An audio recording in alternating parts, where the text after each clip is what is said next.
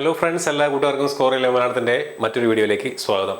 അപ്പോൾ നിങ്ങളെല്ലാവരും junior engineer പരീക്ഷയുടെ റിസൾട്ട് വെയിറ്റ് ചെയ്തിരിക്കുകയായിരിക്കും. എന്നാൽ ജൂനിയർ എഞ്ചിനീയർ എക്സാമുമായിട്ട് ബന്ധപ്പെട്ട് പ്രധാനപ്പെട്ട ഒരു അപ്ഡേറ്റുമായിട്ടാണ് ഞാനിപ്പോൾ നിങ്ങളുടെ മുന്നിലേക്ക് വന്നിട്ടുള്ളത്.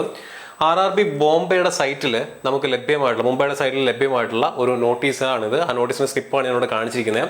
ഈ സ്നിപ്പ് പ്രകാരം അല്ലെങ്കിൽ ഈ നോട്ടീസ് പ്രകാരം RRB ജൂനിയർ എഞ്ചിനീയർ പരീക്ഷയുടെ എക്സാം റീഷെഡ്യൂൾഡ് എന്നാണ് പറയപ്പെടുന്നത്. RRB junior engineer exam reschedule ചെയ്തിരിക്കുകയാണ്. എന്നാൽ അസിസ്റ്റന്റ് ലോക്കോ പൈലറ്റ് പരീക്ഷയുടെ ഡേറ്റിനകത്ത് മാറ്റം വന്നിട്ടില്ല. അതുപോലെ തന്നെ RPF കോൺസ്റ്റബിളിന്റെ എക്സാമിനകത്തും ഡേറ്റിനകത്ത് എന്ത് ചെയ്തിട്ടില്ല, ചേഞ്ച് ഒന്നും വന്നിട്ടില്ല. അതേസമയം RRB ജൂനിയർ എഞ്ചിനീയർ പരീക്ഷയുടെ ഡേറ്റിനകത്ത് റീഷെഡ്യൂൾഡ് എന്ന് പറഞ്ഞു കൊടുത്തിട്ടുണ്ട്. എന്ന് പറഞ്ഞാൽ RRB junior engineer exam March 20 നടത്തേണ്ടിയിരുന്ന എക്സാം എന്ത് ചെയ്തു, റീഷെഡ്യൂൾ ചെയ്തിരിക്കുന്നു. എന്നത്തേക്കാണ് എന്നുള്ള കാര്യത്തിനകത്ത് യാതൊരു വിധത്തിലുള്ള വ്യക്തതയും ഇതുവരെ നമുക്ക് ലഭ്യമായിട്ടില്ല. എക്സാം റീഷെഡ്യൂൾ ചെയ്തു എന്നുള്ള ഒരു കാര്യത്തിൽ മാത്രമേ നമുക്കിപ്പോൾ ക്ലാരിറ്റി ഉള്ളൂ. അപ്പോൾ എക്സാമിൻ്റെ റിസൾട്ട് വെയിറ്റ് ചെയ്തിരിക്കുന്ന കുട്ടികൾ, എക്സാമിന് പഠിച്ചു തുടങ്ങാത്ത കുട്ടികൾ ഈ ഒരു കാര്യം കൂടെ ഗൗനിക്കുക. എക്സാം റീഷെഡ്യൂൾ ചെയ്തിരിക്കുകയാണ്. ഇനി നമുക്കറിയാവുന്ന ഒരു കാര്യമാണ്, എക്സാമിന് 10 ദിവസം മുന്നെയാണ് നമുക്ക് സിറ്റി ഇൻറ്റിമേഷൻ ലഭിക്കുന്നത്, അല്ലേ? അപ്പോൾ എക്സാമിൻ്റെ ഡേറ്റ് എന്നാണോ അതിന് 10 ദിവസം മുന്നേ നമുക്ക് എന്ത് വരും, ഏത് സിറ്റിയിലാണ് എക്സാം എന്നുള്ളത് കിട്ടും. 4 ദിവസം മുന്നേ നമുക്ക് എന്ത് കിട്ടും, ഹോൾ ടിക്കറ്റ് കിട്ടും. ഇങ്ങനെയാണ് കാലങ്ങളായിട്ട് RRB എക്സാം കണ്ടക്ട് ചെയ്ത് വരുന്നത്.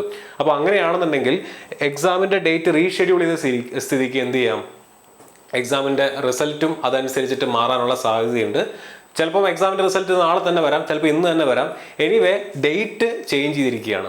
ഇതിൽ എനിക്ക് നിങ്ങളുടെ അടുത്ത് പറയാനുള്ള ഒരു കാര്യം ഇത്രയേ ഉള്ളൂ. എക്സാമിൻ്റെ ഡേറ്റിന് കൺഫർമേഷൻ ഇതുവരെ വന്നിട്ടില്ല, എക്സാമിൻ്റെ റിസൾട്ട് വന്നിട്ടില്ല, പഠിച്ചു തുടങ്ങണോ വേണ്ടയോ എന്ന് അറിയില്ല. ഇങ്ങനെയൊക്കെ വിചാരിച്ചിരിക്കുന്ന കുട്ടികൾ, ഞാൻ കഴിഞ്ഞ ക്ലാസ്സിലും കഴിഞ്ഞ വീഡിയോയിലും നിങ്ങളുടെ അടുത്ത് പറഞ്ഞതാണ്, ഇനിയെങ്കിലും നിങ്ങൾ പഠിച്ച് തുടങ്ങുക.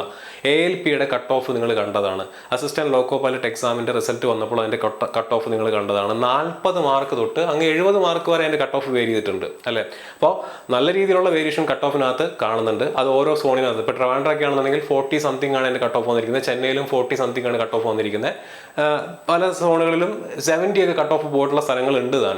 അപ്പോൾ നിങ്ങൾ മനസ്സിലാക്കേണ്ട കാര്യം എന്താണ്, ജൂനിയർ എഞ്ചിനീയർ എക്സാം ഞാൻ കടക്കോ ഇല്ലയോ അങ്ങനെയുള്ള സംശയങ്ങളും ഒക്കെ മനസ്സിൽ നിന്ന് എടുത്ത് മാറ്റിയിട്ട് പഠിച്ചു തുടങ്ങുക, എത്രയും പെട്ടെന്ന് പഠിച്ചു തുടങ്ങുക. ഇനി എന്തിനാണ് വെയിറ്റ് ചെയ്യുന്നത്? എക്സാം ക്രാക്ക് ചെയ്യില്ല, അല്ലെങ്കിൽ എക്സാം ഞാൻ ക്വാളിഫൈ ആവില്ല, എനിക്ക് ഇത്ര മാർക്കേ ഉള്ളൂ എന്ന് പറഞ്ഞിട്ട് നിങ്ങൾ പഠിക്കാതിരുന്നിട്ട് എന്താ കാര്യം?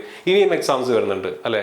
ഇപ്പോൾ ഗ്രൂപ്പ് ഡി എക്സാം വരാനിരിക്കുന്നു, NTPC എക്സാം വരാനിരിക്കുന്നു, അടുത്ത ALP അടുത്ത ജൂനിയർ എഞ്ചിനീയർ എക്സാം ഇനിയും വിളിക്കും. ഇനി ഇതൊന്നും അല്ലാന്നുണ്ടെങ്കിൽ കേരള PSC എക്സാംസ് കണ്ടക്ട് ചെയ്യുന്നുണ്ട്, SSC എക്സാംസ് കണ്ടക്ട് ചെയ്യുന്നുണ്ട്. അപ്പോൾ നിങ്ങൾ പഠിച്ചു കഴിഞ്ഞാൽ നിങ്ങൾക്ക് ഒരിക്കലും അത് നഷ്ടമാവില്ല.